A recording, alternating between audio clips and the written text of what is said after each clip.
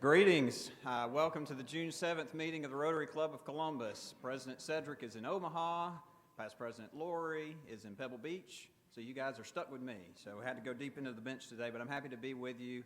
Welcome to our guests joining online. Please join me in saying the Pledge of Allegiance. I pledge allegiance to the flag of the United States of America and to the republic for which it stands, one nation, under God, indivisible, with liberty and justice for all. Now it's my pleasure to call on Ian Bond to bring us today's invocation in accordance to his faith tradition. Today's invocation is a collect from a beautiful liturgy for morning prayer from a Buddhist monastery that I recently came across.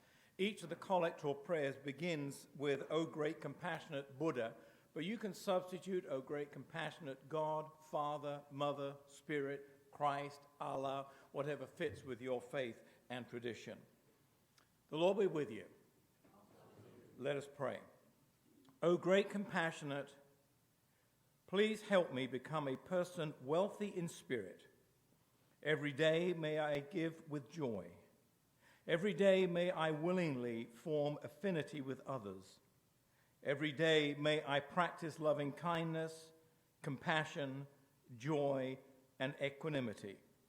Every day may I treat people with tolerance and generosity. Amen.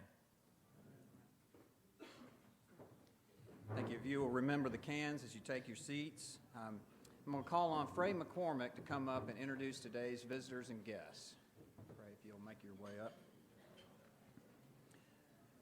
While he's coming up, just want to say our speaker today and our president nominee, Meredith, just attended the Rotary International Convention in Melbourne, Australia. So we hope to hear more updates on that from Meredith when she gets back in town. I think she and her sister are still down there, so we pray for safe travel. Frey, if you'll bring us. Sorry, I was in the back and not ready. Apologize. Past President Joe and fellow Rotarians, we have one visiting Rotarian today, Steve Pace. Steve is here. Steve is a past president of the Phoenix City Club, and you may know him with his day job, which is pastor at Somerville Baptist Church. So, Julie and Ian Bond have their lovely granddaughter with them again today. So Sophia Mims is here in the back. Welcome, Sophia. Chuck Williams has, as he said, his boss, Joe McGuire, who's vice president and general manager at WRBL. And Dave Ranieri has Clautretta Williams, and Clautretta is the chief clerk of the Recorder's Court here in Muskogee County. So we welcome her. That's all. All right.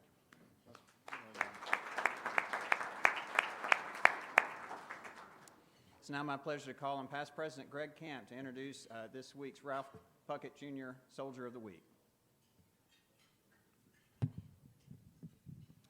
Past President Joe and fellow Rotarians, I have the distinct pleasure of introducing our military guest today, Captain Tyler Martin. Tyler joined the Army as an 11 Bravo infantryman while going to college at the University of Connecticut, and simultaneously was in ROTC there. So he did his summer training as an infantryman, and then when he graduated as a second lieutenant of military intelligence. He went out to the Military Intelligence School out in Fort Huachuca. He was selected to go to the Joint Special Operations Command for a very select assignment, which then led him to Afghanistan, where he was an intelligence officer with our own Ranger Regiment that's stationed here at Fort Benning.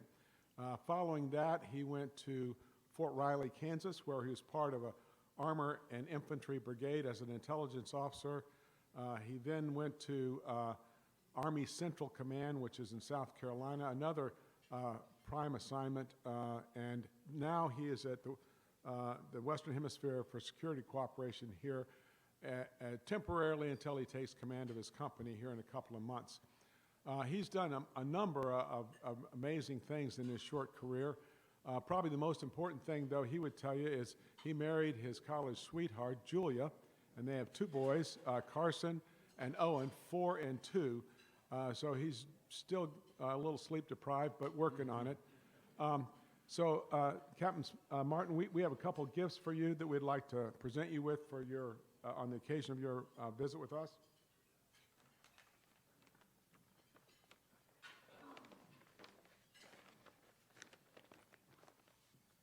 First, we have a book that is personally inscribed to you from Colonel Ralph Puckett, Jr., in whose honor this award is made, the Ralph Puckett, Jr. Soldier of the Week. So, words for warriors to you from Colonel Puckett. Thank you. And then a certificate that you can frame that you were the Soldier of the Week, the Colonel Ralph Puckett, Jr. Soldier of the Week. And then a couple other things, a little more practical, perhaps. One is a coin, somewhere in here, maybe. Oh, there it is. A challenge coin, and you know all about that. Yes, sir. And lastly, with those two little ones, if you can find a babysitter, you got a passport to the arts, you got 2 tickets to the River Center, 2 tickets to the Columbus Symphony Orchestra, to the Columbus State Theater Department, to the Springer, and to all the paid activities at the National Infantry Museum. So you enjoy, you go out and have a good time. Thank you so much. Thank you. Please join me in a warm welcome to Captain Tyler. Well, I'll make it quick. I did just, as he said, wake up from my nap. It was good. I feel refreshed. But I just wanted to extend a very grateful thank you to all of you.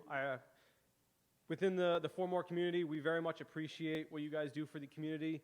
I've done a lot of PCSing in the last 5 years, and the Columbus area seems absolutely special, and that's likely due to all of you and what you contribute. So I appreciate what you all do, and thank you for recognizing military.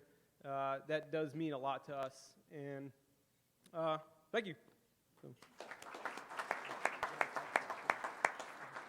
Captain Martin, we thank you for your gracious words, and we are deeply indebted to you and the soldiers that serve alongside you there at Fort Moore. We ask that you would take back to your colleagues our thanks for their service. And we're honored by your presence, and we hope you'll join us again sometime soon. Thank you very much. Thanks again. It's now my pleasure to call on our club's foundation chair, past President Michael Silverstein, with some Paul Harris recognitions. Thank you, Past President Joe, and it is an honor and a privilege, especially given the fact that this is my 3rd and final year, and I will be turning the responsibilities over to Past President Joe for the new Rotary year. And it has been a pleasure, especially given the generosity that this club has demonstrated over the last 3 years, and even during the period of COVID. Your charity has been magnanimous, and the people that have benefited are individuals, not just here in our community, but around the world. And it's hard to believe that all of this started in 1917, and here we are today. And it's an honor now to call up Janet Davis to present her with her +2 Paul Harris Fellow.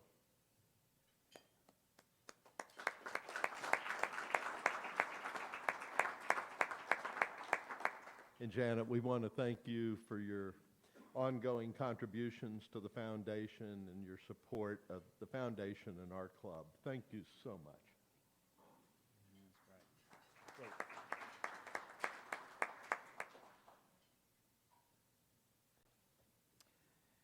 Now I'm going to call up next year's program chair, Christina Vogler, to make an announcement for everybody. Thank you, Joe. I'm returning.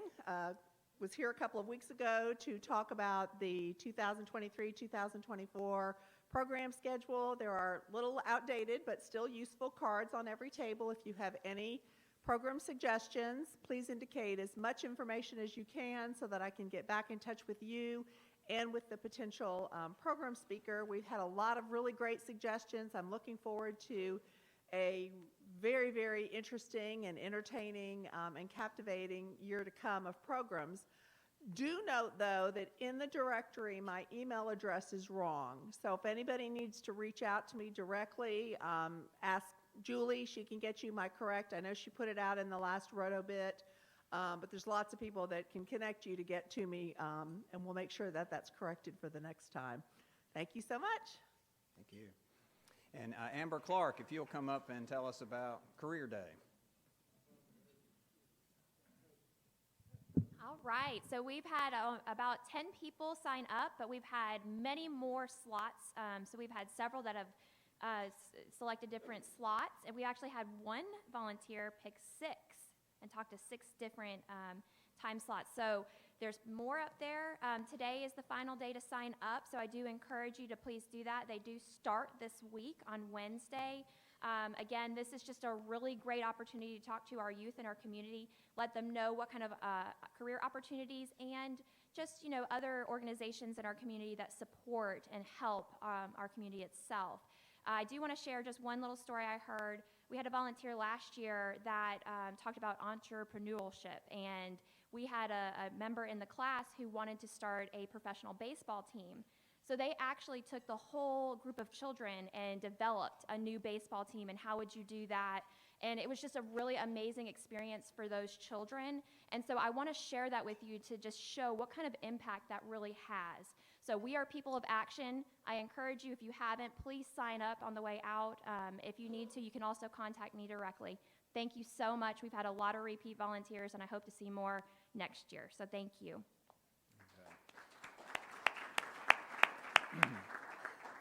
Well, now, so that we have plenty of time for today's program, it's my honor to bring up Gloria Johnson to introduce the program for today. Thank you, Past President Joe. Today we're honored to have Robert E. Bob Hope. He's a veteran of the PR and event marketing business. He and his longtime friend Paul Beckham started an independent agency based in Atlanta 29 years ago. His clients have included Google, Norfolk Southern, Chick-fil-A, Turner Broadcasting, Belk, the Coca-Cola Company, Southern Company, Home Depot, Comcast, and I found out at lunch today, FedEx, and a variety of sports teams and leagues, and as well as a lot of nonprofit organizations. Bob is the author of 2 books.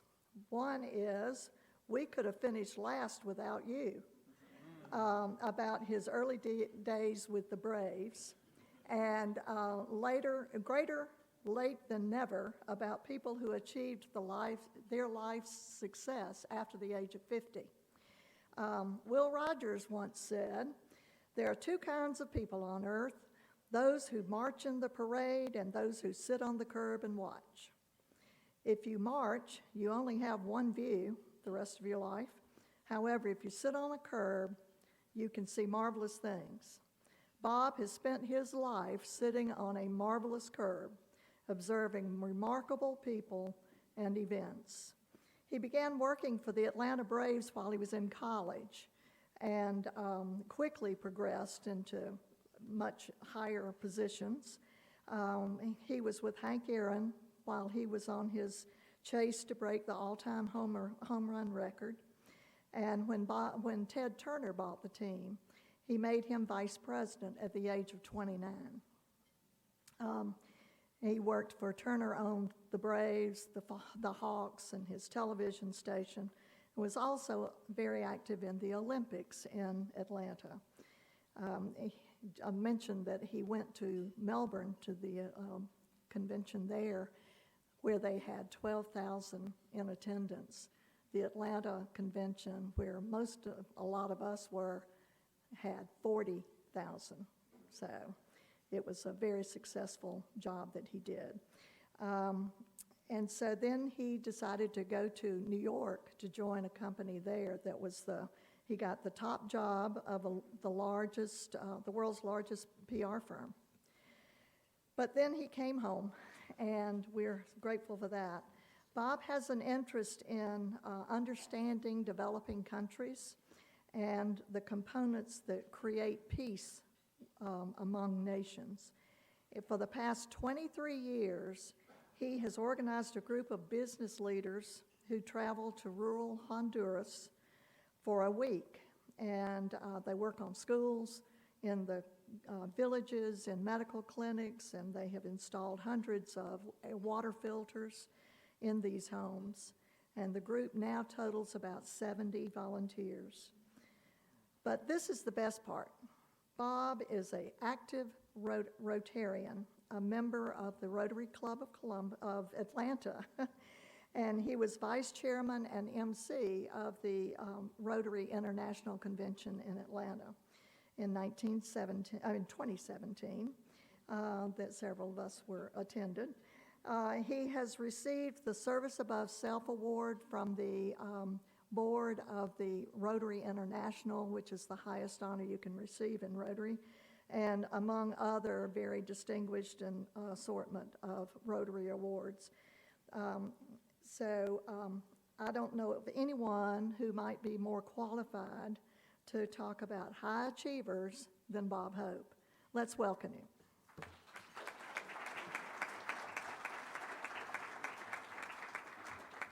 I appreciate that. You probably, as you can tell, I'm not expert at anything. I mean, I've been all over the place for all my life, and plus I just got back from Melbourne, Australia, so if I fall asleep during the presentation, forgive me. I've been very, very lucky. I mean, she used the Will Rogers anecdote about, there are two kinds of people on this earth. There are those who march in the parade, and there are those who sit on the curb, and your thought would be, it's much more important to be somebody marching on the parade.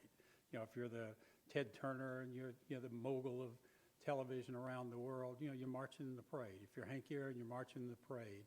If all these wonderful, successful people are marching in the parade, in my case, I had the benefit of just sort of falling in through sheer luck of being with just a remarkable series of people. I was 18 years old when I started working part-time. I had to work my way through college. And I thought, if I got to have a job, I'm going to work someplace that's fun. So I applied for a job with the Atlanta Braves. So it had to be a fun job, and it was, by the way. And so I'm hanging around for a while, and then when the head of public relations promotion leaves, and I'm 24 years old, and we're about to host a Major League Baseball All-Star game, he basically went to the owners of the Braves and said, look, Bob's too young for the job, but I think he can do it. And by the way, if he leaves, you're screwed, because nobody else knows what's going on. So they came to me and they said, we're going to give you the job. And by the way, if it's over your head, we'll bring somebody in. There's no shame in it, but we really need you to stay. So, you're young. I always tell people, one of the things you find out in life is if I really want something done and I want it to be done with some imagination and vigor and excitement, I'm not going to an old person. The old person is going to do pretty much, what's always been done. Give it to a young person. Well, that All-Star game defined not just All-Star games, but Super Bowls and a lot in the future, not because I was particularly smart. It's just I didn't know what you weren't supposed to do because that's not the way it always been done. I mean, we painted the field. Nobody had ever painted the field. We allowed, oh my gosh, I mean, this is a big breakthrough.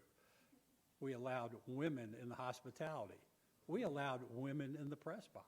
We did things like that traditionally baseball nor football or any other sports had done, just because I was young and I didn't understand why not to do it. So what that did is it gave me an enormously high profile in sports.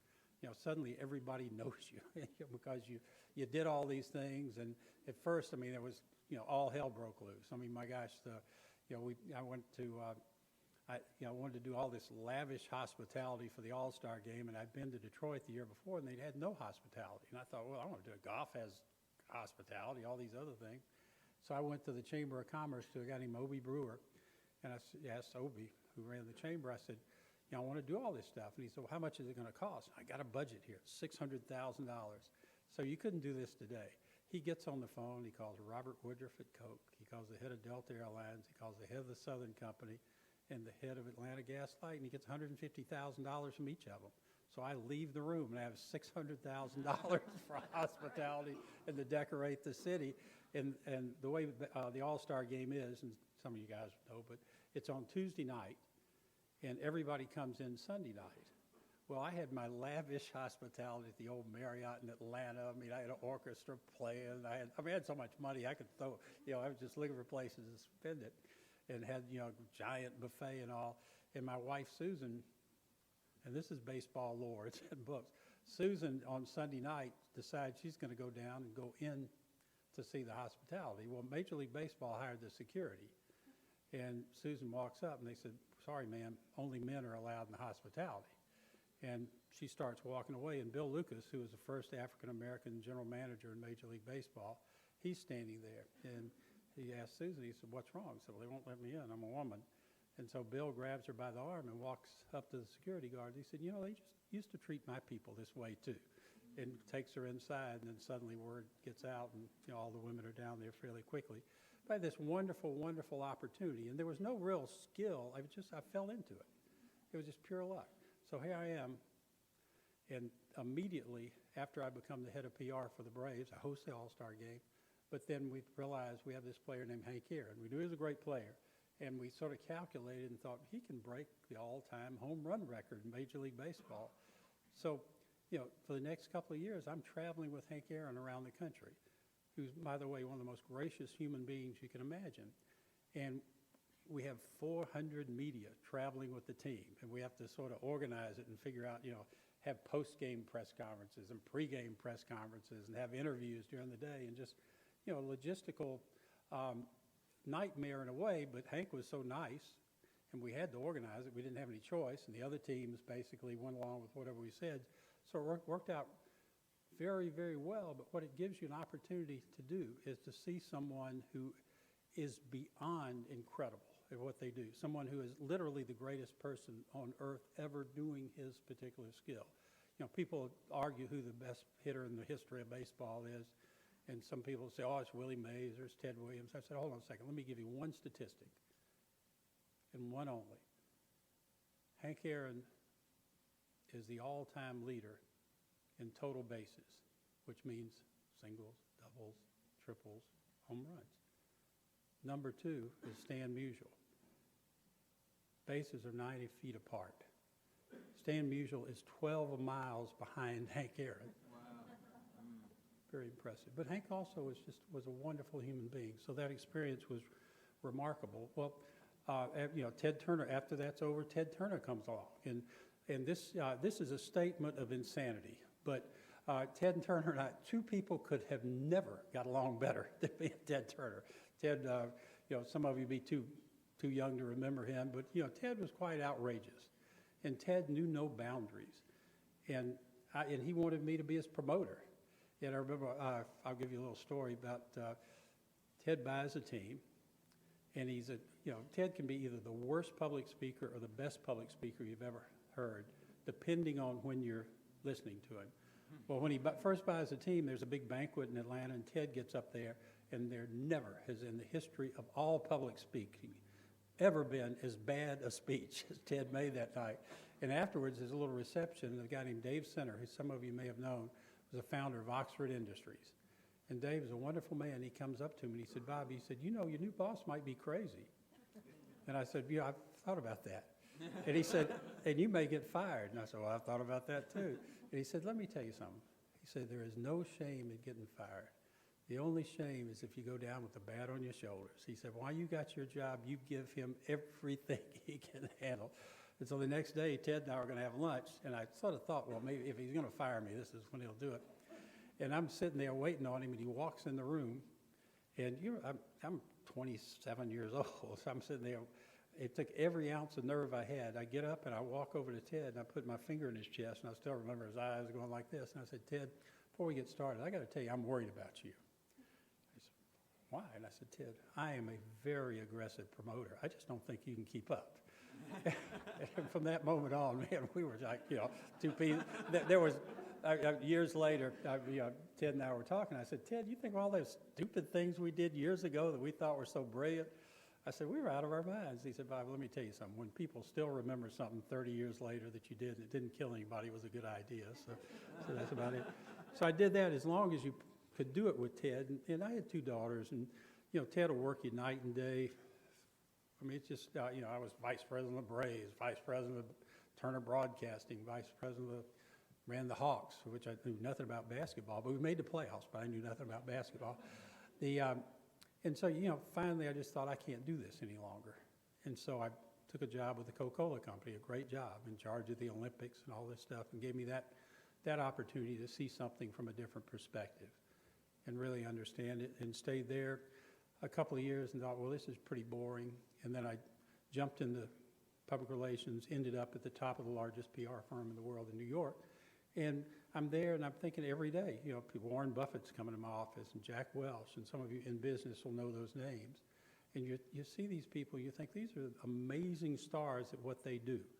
And how lucky are you to do that? And then, you know, come back to Atlanta and just have some interesting experiences over the years.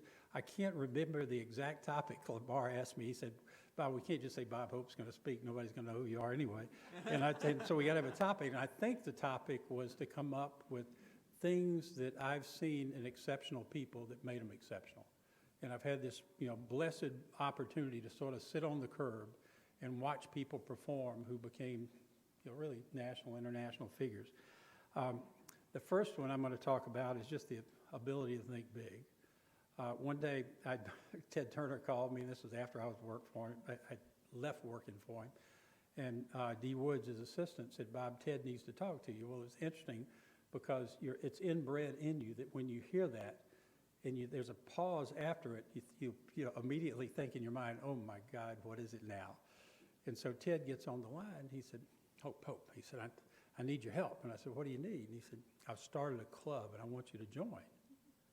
And I said, okay. So what do I do? And he said, well, send me $25. And I said, great. I said, now what's our club? And he said, we call it the Better World Society. I said, well, what do we do? And he said, well, it's easy. He said, we're going to eliminate world hunger. We're going to clean up the world's environment. We're going to eliminate war. And I said, oh, okay, so what do I do? He said, you take war. And he hung up.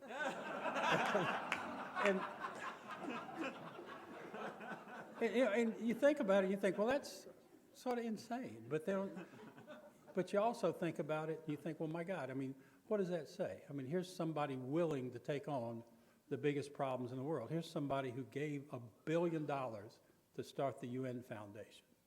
And then he went out and got Warren Buffett, and he got Bill Gates, and all these others to say, okay, we're going to start giving away our fortune to fill needs. And he was a catalyst to getting that done. And if Ted Turner were like me or you probably, I mean, or if I wouldn't have done that. I mean, there's just no way I even think in those terms. But because he had that boldness, a willingness to think big, you know, he may not have achieved all the things that he wanted to achieve, but he certainly achieved a lot. And he encouraged a lot of other people to equally do things. When Hank Aaron was going through the home run chase, people would, there were a lot of critics. I mean, that sort of legend about the hate mail he got. And by the way, he got mostly really good mail. But, he would, I'd have to open all his mail.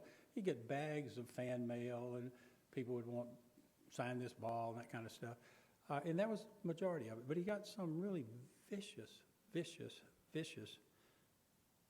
mail. But one of the most common criticism that he would get that wasn't racial was people would call me up and say, we don't know who he thinks he is. All he can do is hit home runs.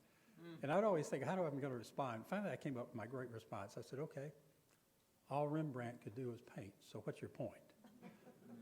Hank Aaron was the very best at what he did.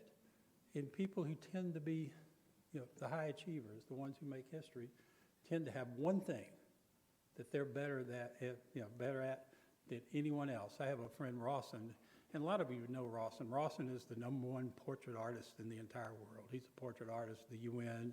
He paints world leaders. I mean, Rawson's a good friend to have. One day he called me and he said, what are you doing for lunch on Tuesday? I said, oh, what do you want me to do? He said, Morgan Freeman's coming in to get his painting. He said, come on, we'll have lunch with him. So, oh, okay, we'll do that. Well, he just, he's a great portrait artist. But, Rawson always, hit one of the sayings that he has. He said, Bob, he said, a lot of people have talent, but very, very, very few people are willing to spend the time, put the effort into perfecting their talent. And I think that's true. I'm going to talk about Bobby Cox. A lot of you, how many of you are baseball fans? You know who Bobby Cox is? Okay. Bobby Cox and Joe Torre are two of my favorite all-time baseball managers. Joe Torre, when he was inducted into the Hall of Fame, his speech was pretty simple. He said, I was the manager of the New York Mets. I was the manager of the Atlanta Braves. I was the manager of the St. Louis Cardinals. And I got fired. And he said, and I determined that I just was not a good manager, that I absolutely was not my thing. And he said, then randomly, he said, George Steinbrenner, the owner of the Yankees, came to him and said, Joe, we'd like for you to give it one more shot. And he said, no, I'm horrible at it. I can't do it. I've failed 3 times. I don't want to fail again.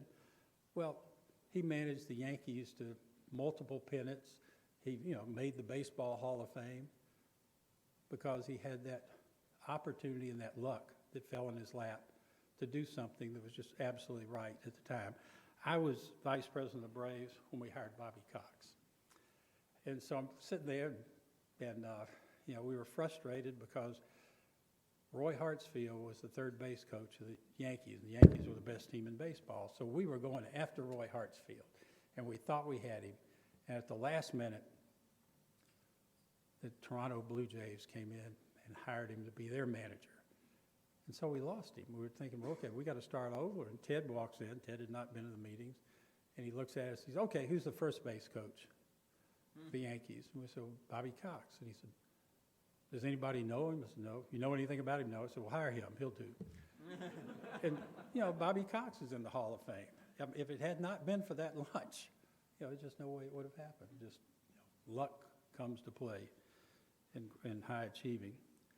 One of the things I found when I was in New York, particularly, is, I'd sit in a room and I'd listen to, first of all, you realize the Warren Buffetts of the world and the Fred Smiths at FedEx and all these Jack Welch, basically, they ain't any smarter than we are. I mean, they basically are just regular human beings. And it was lucky for me that I worked in baseball because they all loved to talk about baseball. So you'd sit there. Jack Welch, the first time I was to meet him, somebody came to me and said, Bob, y'all are going to get along great because he loves baseball. But let me tell you something.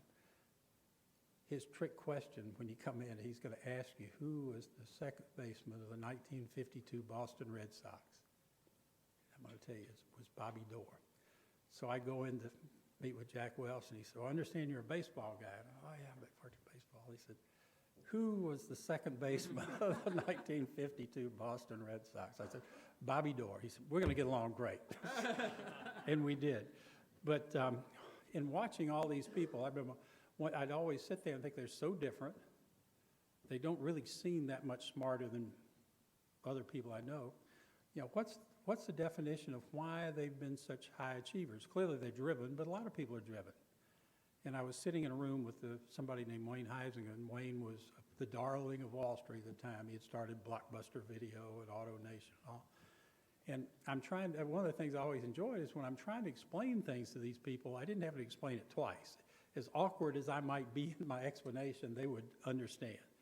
And I was trying to explain something to Wayne, and he said, hold on a second. He said, what you're really trying to say is, and what I would just said in 3 paragraphs, he said in like 12 words.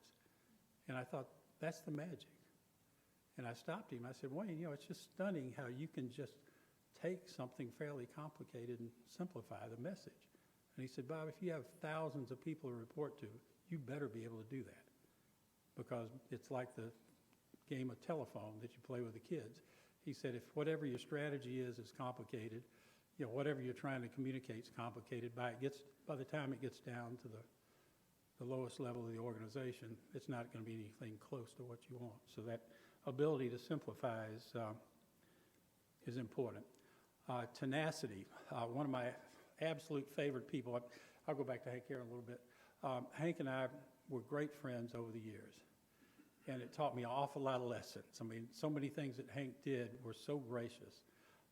One time, during the home run chase, for instance, we had the Murphy Candler Little League Day, and one of the coaches calls up and he said, one of our players has leukemia. Can you get his picture made with Hank Aaron? Fine, before the game. So the picture was made, and unbeknownst to us, the next day it appears in the newspaper, this young boy with leukemia and Hank Aaron. So suddenly the phone starts ringing, and I thought, there can't be this many sick kids in the world. Parents will call in and say, well, is there any way my son who has this or daughter who could meet Hank Aaron? So I talked to Hank, and he said, well, just bring him down before the game. Well, it was really getting out of control. And Hank was always gracious. I was not. I thought this is the biggest pain ever, and most of these kids aren't sick anyway. And then the National League, we had a meeting, and the National League said, well, there are new rules. You're not supposed to take kids to the dugout before the game. So I go to Hank, and I said, Hank, I can save you like 20 minutes before every game. I said, it's against the rules to bring these kids down. And besides, most of them aren't sick. And Hank said, no, some of them are. He said, I want to keep doing it. So for the next few months, we'd do this every game. And I kept thinking, this is miserable. And then a few years later, I'm walking through the airport in Los Angeles, and a man walks up to me. He said, you're Bob Hope, right? I said, yeah. He said, you don't remember me? And I said, no, I don't. And he said, several years ago, I called you, and we were taking my 12-year-old son from Orlando to Houston for open heart surgery. And he said, we were coming through Atlanta and asked if there's any possibility to meet Hank Aaron. And he said, and you met us, and with some other kids, took him down. Hank signed a baseball for him, got his picture made with him.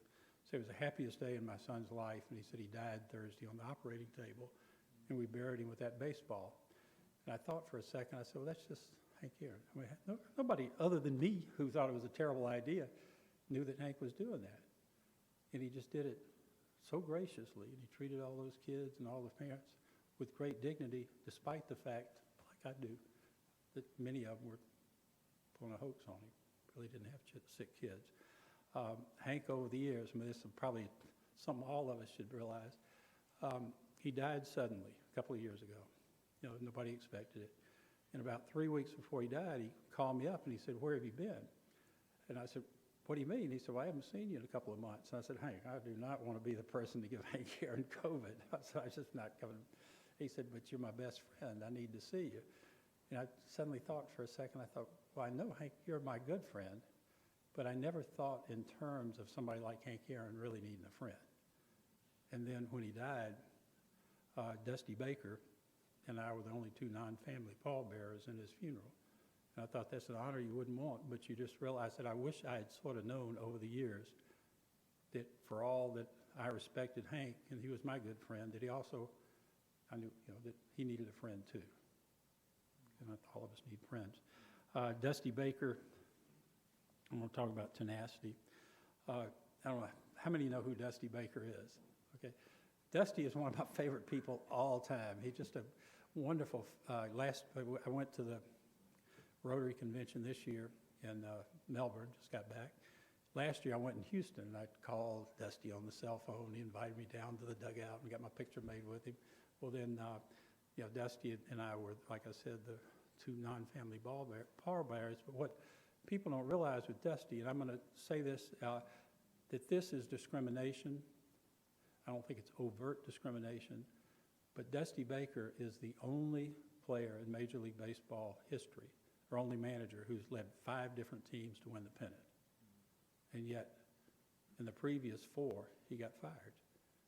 And the rationale was he was too nice a guy, that he didn't have whatever it takes to take the team to the next level and win the World Series. Well, one of them was Cincinnati. I mean, Cincinnati had never done that well. And, you know, the next level was always down.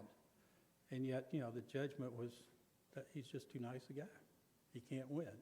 And then, you know, this past year he won the World Series, which was overdue and certainly deserved.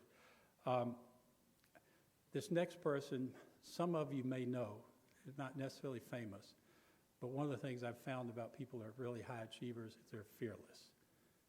And it doesn't mean they're overtly, you know, pushy or anything. It just means that they overcome whatever fears in them to do what, you know, what's necessary to achieve what they need to achieve. The president of the Alpharetta Rotary Club, name is Katie Rocco. You know, Katie is beautiful. I mean, my gosh, she couldn't be a prettier woman. She, you know, just turned 40 years old 2 weeks ago. I was a visitor at their Rotary Club a year ago and just said hello to her. She said, it's good to see you again. I don't remember ever seeing her before in my life. And then the next day she called me and she said, can I take you to lunch? And I said, yeah, sure. And I thought she wanted to sell me real estate or something. And so they came for us to go to lunch, and I said, well, you want me to come up to see you in Alpharetta? I'm in Buckhead. She said, or we can meet halfway. And she said, no, I'll come see you. And so I'm sitting in a restaurant waiting, wondering what she's come to talk to me about. Well, if I'd had 1,000 guesses, I never would have guessed. She sat down and she said, my therapist says I got to start talking about this. to overcome it. She said, I felt like if anybody knew in Alpharetta that they wouldn't let me be president of the club. She said, I grew up in a cult in Utah until I was 30 years old. And she said, I was beaten. She said, I've never been to school. I had self-educated. And if you talk to her, you'd think she went to the finest Ivy League school. She's very articulate. And she said, and I've got to figure out what to do. I've never told anybody. And they told, the therapist said, tell someone who's not, you know, who you trust, but you don't really know to start with, see what the reaction is. So we kind of said, okay, you know, it's your life. You know, be proud of it. Be proud of what you've overcome. My gosh, you make over $1 million a year in real estate now. You've never been to school. That's remarkable in itself. And you've overcome something that most of us couldn't even imagine. And so she started, you know, willingly telling people. In fact, on the 30th will be her last Rotary meeting as president. She's going to make the speech, and she's going to make a speech on this topic. And most of the people in her club have no idea. And I keep thinking, you know, that's overcoming fear. You know, that's basically doing something to try to break free and achieve what you want to in your lifetime in a very, very difficult situation. Heart.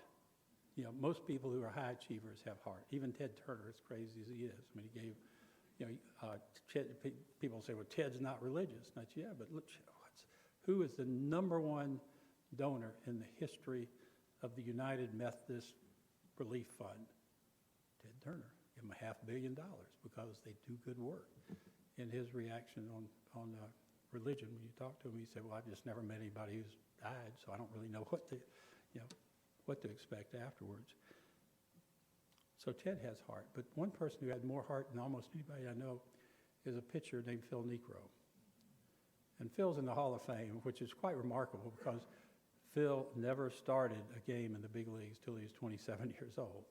And yet he finished up as the 5th winningest pitcher in Major League Baseball history. But one time I was interviewing Phil on stage at a meeting like this. It was a ALS Society luncheon. And Phil started talking about his brother Joe, who had died of a stroke. And he said, one of the things I've learned is important is to let people who you care about know you care about them.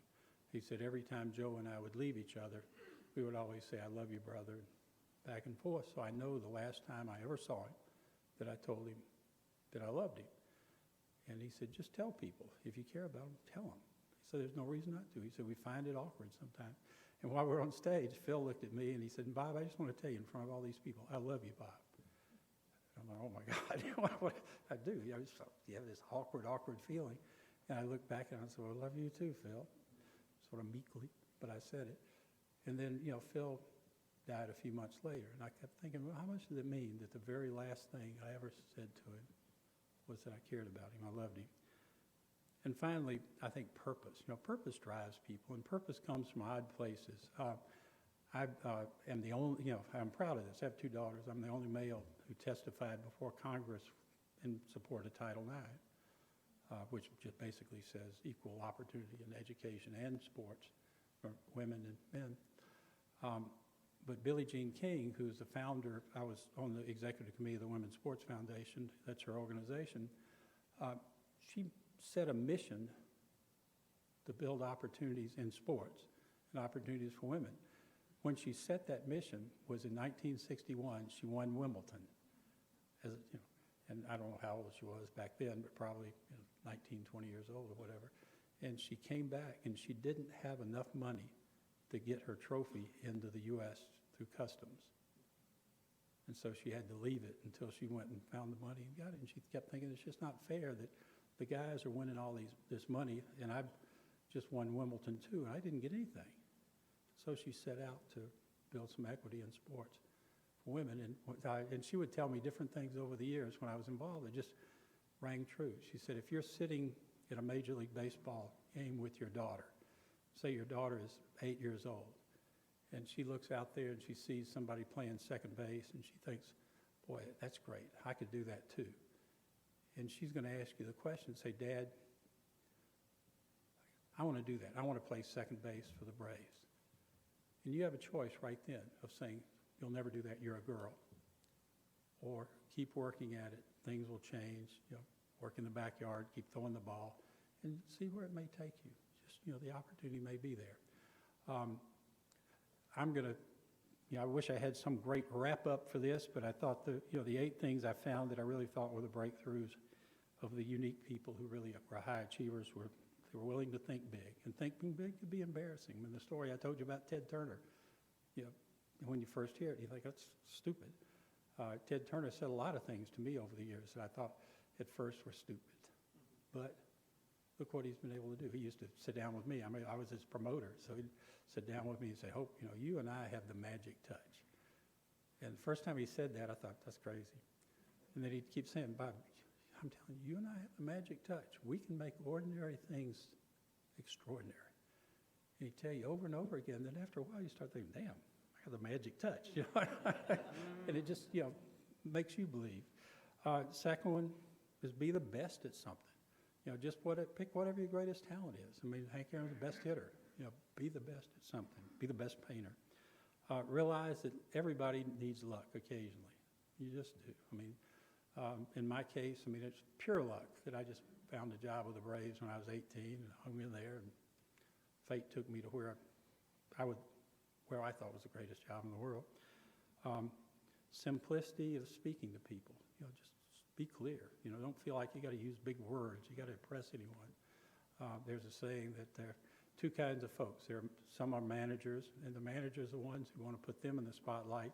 Leaders are the ones that want to put the audience in the spotlight. And I think that's true. Tenacity, Dusty Baker. You stick with something, stick with something, stick with something. Fearlessness, Katie. Having heart, like Phil Necro. My gosh, how could you not love someone like that? And finally, having a purpose. Those are my 8 secrets, and I thank you.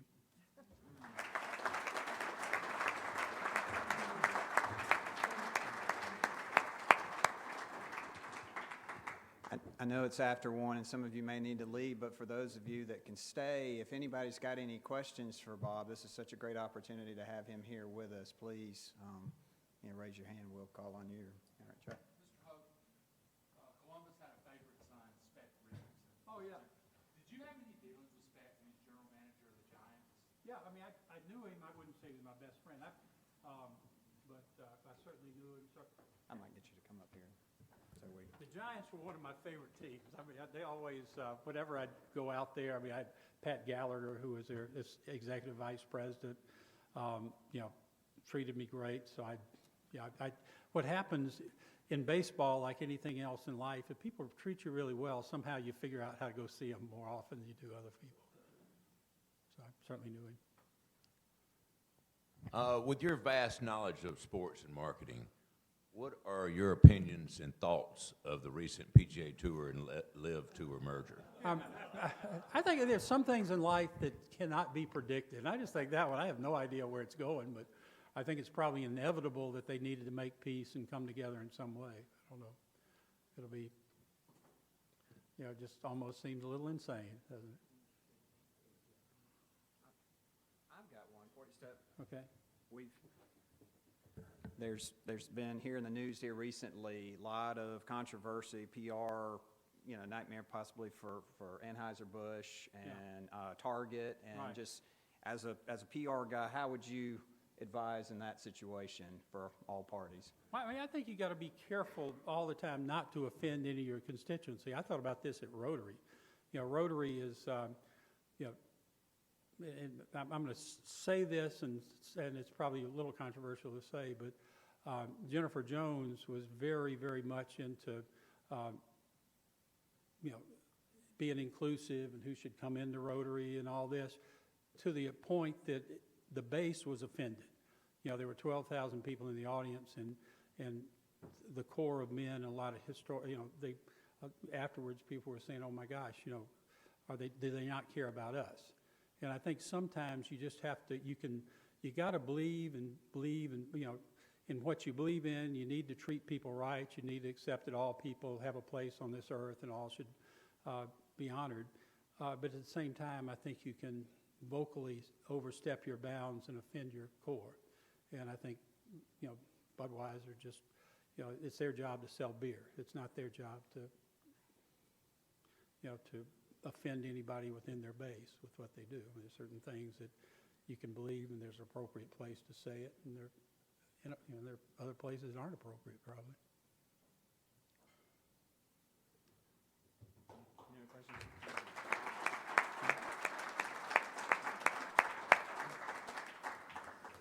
Bob, we appreciate so much you being here with us today.